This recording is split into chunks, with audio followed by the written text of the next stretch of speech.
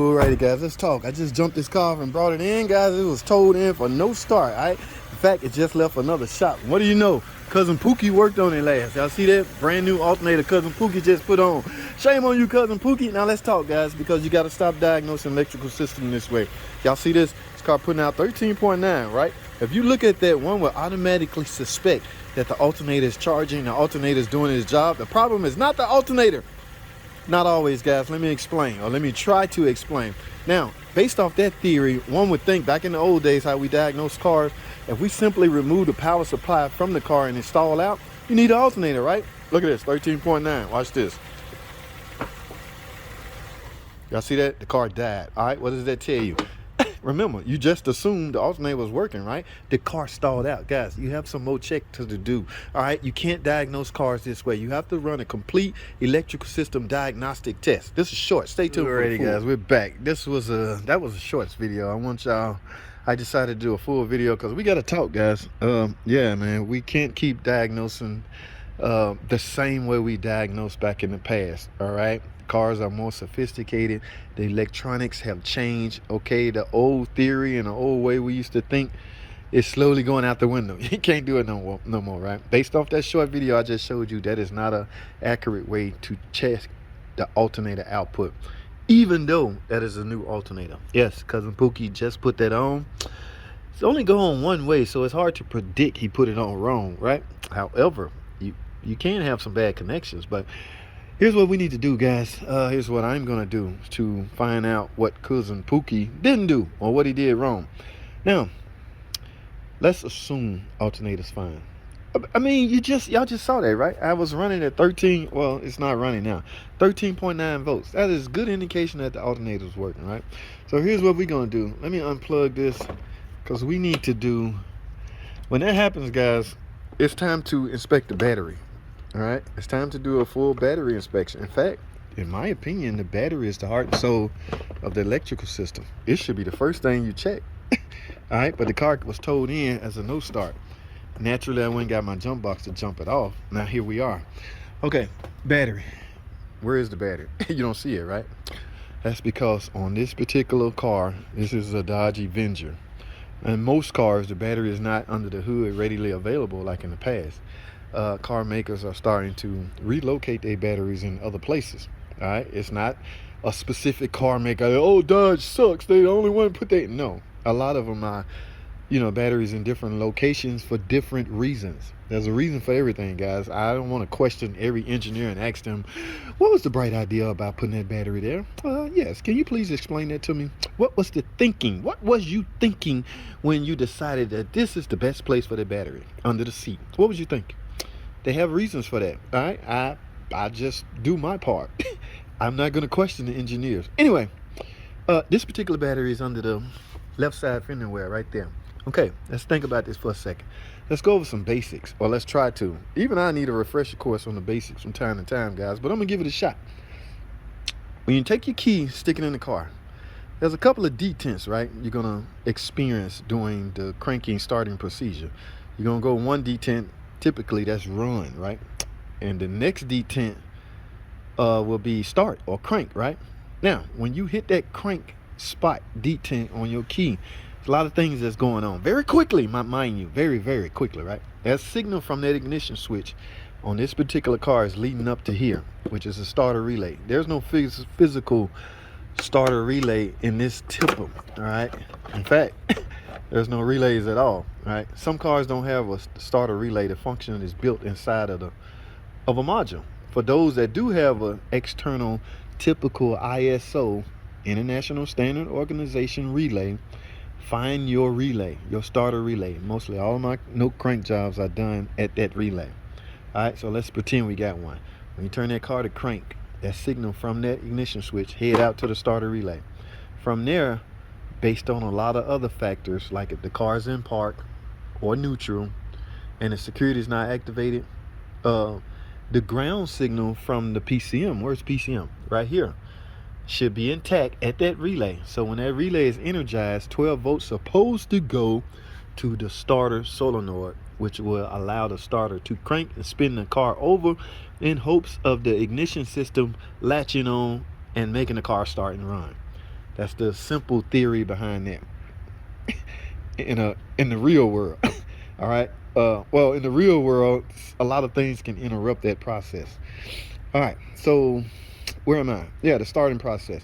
That's not happening in this case because there's the electronics that supply. Remember, guys, when you start a car up, the starter gets its energy from the battery.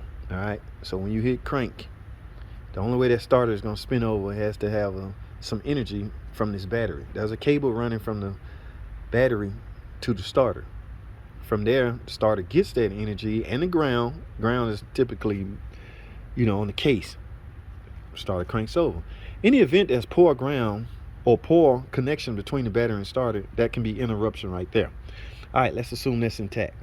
Okay, the car starts and run based off the fact that I jumped it off. I supplied manual voltage to the electrical system to allow it to crank. Now, one would assume right off the bat, if that's the case, if I had to do that, then there's a problem with my battery. I'm not getting 12 volts from my battery.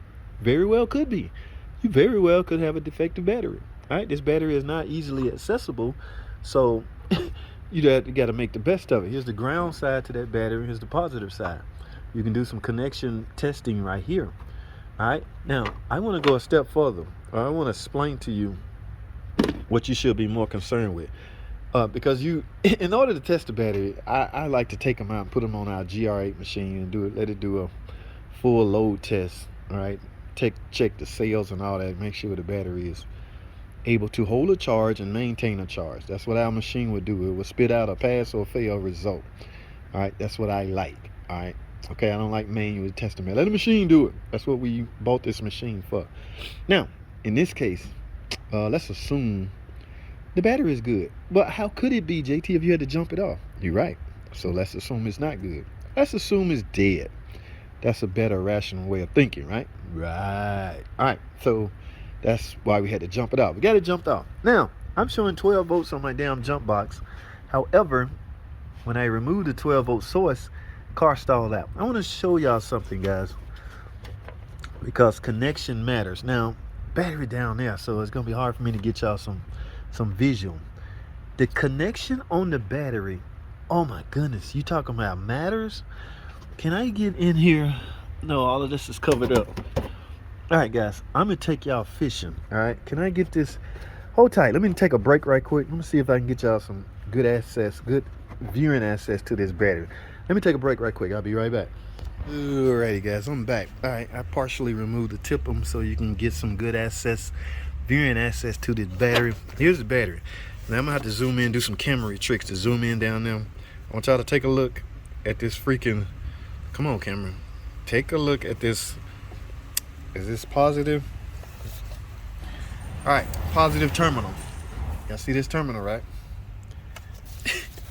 Y'all see how boogered up that is, right? In fact, it's not. Look at that. It's not even tight, guys. That could be your sole problem right there. On top of the battery being dead. That's why the battery will not even take a charge.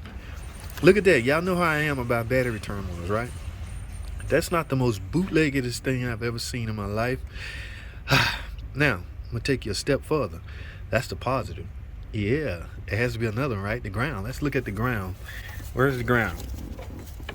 Look at that freaking ground. Let me get this camera right. Come on, baby. Zoom in. Look at that freaking... I'm taking y'all further. Y'all got to see this.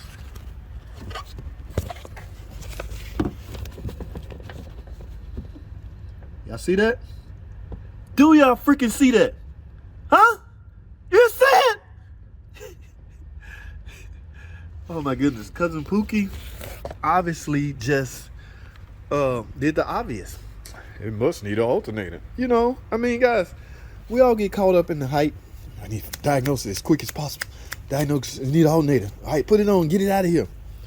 That's fine and dandy, but if you're going to do anything from an electrical standpoint, the relationship go to the whole complete electrical system, starter, alternator, and battery.